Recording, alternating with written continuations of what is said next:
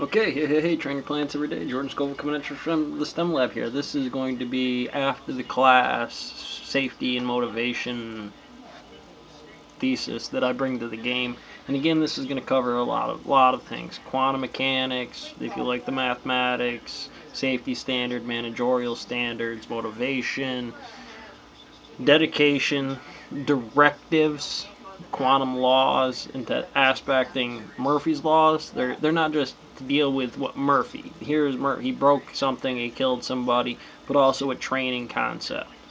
You are not a general until there's one, a certain amount of time, two, you've covered the classes, and at least cleared by somebody in there that can look at you. Everybody agrees that you fit into this place. You're Murphy. You're the same as everybody else here. It's kind of one of those weird plays on the system's quantum mechanics.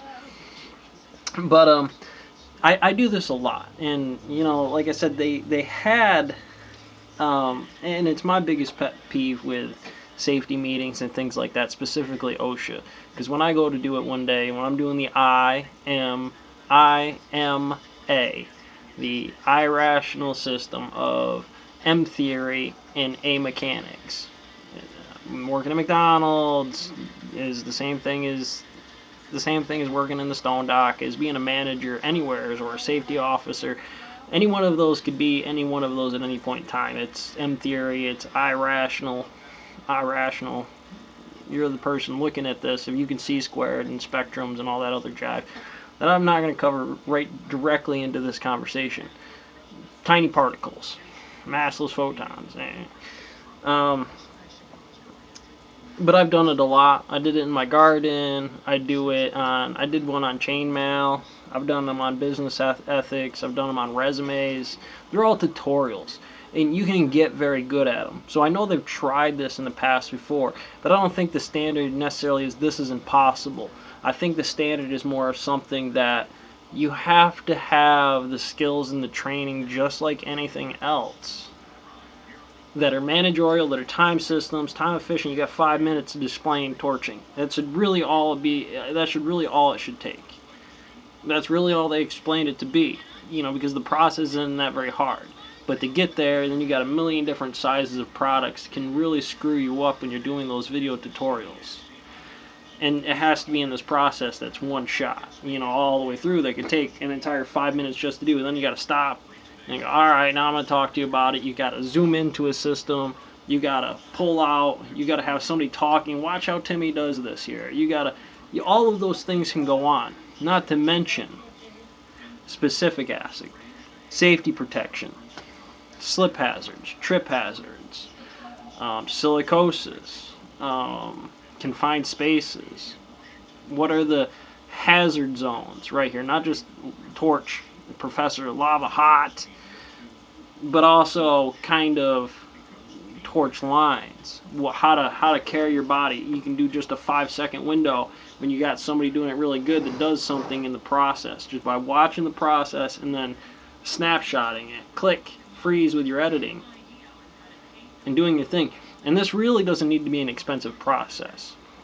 With editing and things like this, it takes time. Time is a very important thing to understand mathematically, because in the quantum universe, anything can be anything at any moment. Black holes and white, it's all black holes and white holes at the end of the day. Positive and negative features are negative time features. Dangerous aspects make great safety conversations from a safety officer's point of view. And an example, that positive is a negative, and it can that fast. And causally, general relativity, XYZ, the small sub-features of this stone, that stone. It's not just a one-by-one I'm teaching you to do this on. But there's a lot of those things, but that doesn't make it impossible. It takes a skill in vlogging, it takes a skill in tutorials, and it takes a skill in managing the proper play of the layout that you specifically want to do. You've thought about all of this before you wanted to get there. You make a list. You ever make a list before? This is something you should have heard some point in time in that safety meeting. And you'll hear it in every one of them, no matter logging, stone, construction. Make a plan, It's the same thing as a business quote. It's the same thing as a carpentry quote. It's the same thing as what legally you have to do for insurance reasons to do. It's just a little different. It's quantum mechanics. Okay, and I just hammer that thought home. So don't dig too deeply into it if you know it through a different avenue. I I'll get what you're saying. Um, in the why factors. There's a lot of stuff going on in there, and you got to be really important to bullet them out. Just like the videos when you're watching those safety videos. Here is tools, hand tools, and power tools. When you get into those things, it's the gantry saws and the excavator. They follow the same mechanics. It just played out a very little bit differently. When you're in there and you're tagging out and you're doing those other things, it's just you don't think of them to be the same because they're played out very differently. But it's basically why this drill gets you shocked and kills you, or something's leaking, and at the end of the day you die because of any of those standards. It winds up being, and I kind of messed that up a little bit, but that's what I'm talking about, how difficult this concept can be. But it becomes a little bit easier. Here, there's no walls to confine it. When I got a torch in my hand, this is the tutorial. And you can edit it just that. When you got a couple of people doing it, if it was just me, I would do torching. And then I would, while I'm doing that, I'd kind of close off the sound, turn it down a little bit so you're not just going, just barely hearing me. You can edit that audio, and it's almost free. I can probably do it on my cell phone. Not difficult. It takes time. It takes a little extra time.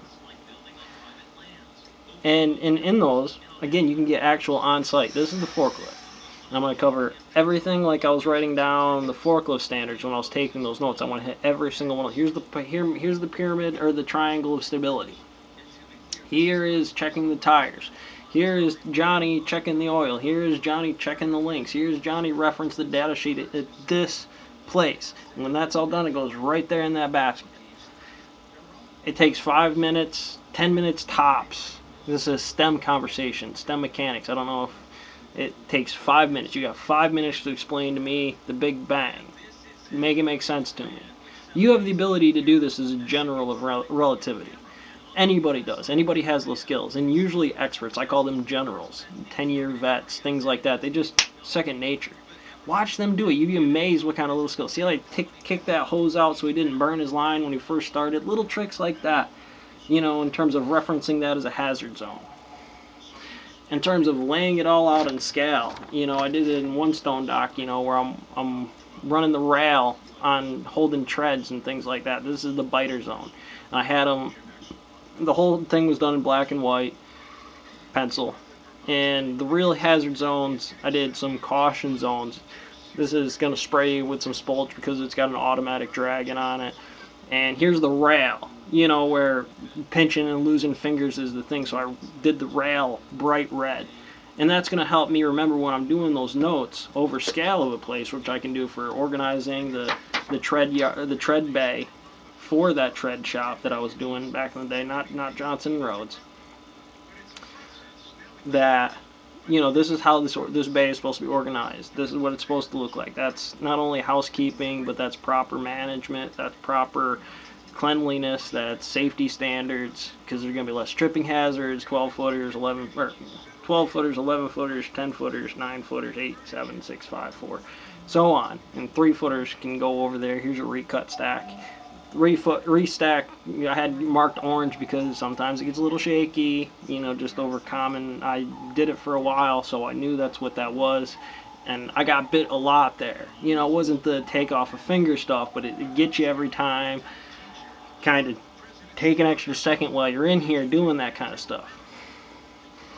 I do these in 15-minute clips, but they're always the same message: quantum mechanics, directives in terms of banks of terms, and laying out the play in the NP problem, organizing universal field theories to this universe. Obviously, the laws of motion apply, but you're not going to bring that up to teach that kid that in that dock. You're going to teach them how to run that rail. You're going to teach them how to work that saw. You're going to teach or her how to do any of that stuff. Um, we'll get into that as well here in a minute because when you know that kind of stuff and you know the time ratings and you know the costs of a system, there's no reason that it can't be equality to the time system of having to hire somebody because they're the first person at that door. I know those systems just make your money worth, and if you're not making the money worth, and it's not the system, and I can't cover the safety standards, it's just not worth it. I'll get rid of you for that reason. Like, it's nothing personal. It's just I gotta. There's it's it, the bottom line in super string theory is it's not making the money, and if this doesn't make the money, it's not worth operating. But that's a totally different thing. IMA program, kind of a standard. Average is not making zero. I'm just making enough to keep the light bills on and pay the person as a company owner. Averages, which is making the company money, the boss some money, and then there's max performance, which is really meant for the crew and why they're getting paid more, why they can ask for raise more off of that average standard where years and time apply to contractual obligations and what have you. Like I said, something different. And again, I make those mental notes when I'm working machinery, when I'm doing different processes, when I'm doing hand honing, when I'm unloading the bay, and you can make those OSHA laws right there. Sometimes you can't. Obviously, OSHA makes the big generals, grades on slopes and things like that, so you don't have avalanches. They've tested the physics, they understand this, and there's no reason given any of the standard rock. You can make a straight one, loose gravel, it's got to be a slope. And you're not digging into the face of that to kill yourself. But every mountain is just a little different.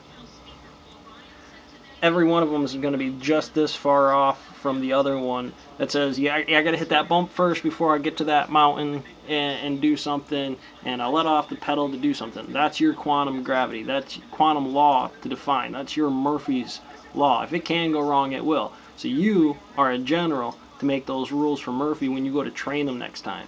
But it's always your own training that you've trained yourself to do this, and it shifts. It changes. If it can go wrong, it will. It'll change. This is not the Vitruvian Man. This is Murphy. It's going to get weird. It's just how I like to explain it psychologically. Um,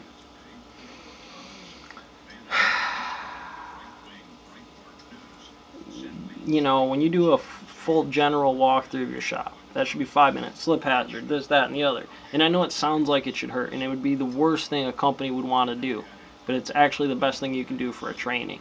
And you know that at the end of the day, that's where that clean. You can do it in a clean shop first. Mud likes to stack up there. We do a good job of cleaning that stuff. That's a trip hazard, that's a slip hazard, that's potentially a confined space hazard, that's body biometrics and how you do things, unload those table kind of conversations. Here's the torch. This is a burn hazard, safety gear hazard, silicosis hazard, confined spaces because you got forks running right in and out behind you. In other shops, it might be a little different. They might not have those same standards. And you got to cover all that material. There's a way to do it within a 5 and 10 minute clip. Now, we took 8, 7, 6 hours. Now, if you break down all of those things down, you're going to cover all the safety equipment. You're going to cover all the tutorials on the machinery that will make each individual one. I have practice, and if anybody ever wants to know some things about vlogging and tutorials and how to integrate safety, management, motivation, I'd be more than happy to cover that. It's one of my skills that I'm developed in. Well, I'll say this by saying I still have a long way to go to get that kind of experience directly at a place. I haven't worked those machines. I'm very fresh and green on them. It's going to take some time before I'm so well apt that I could do it properly.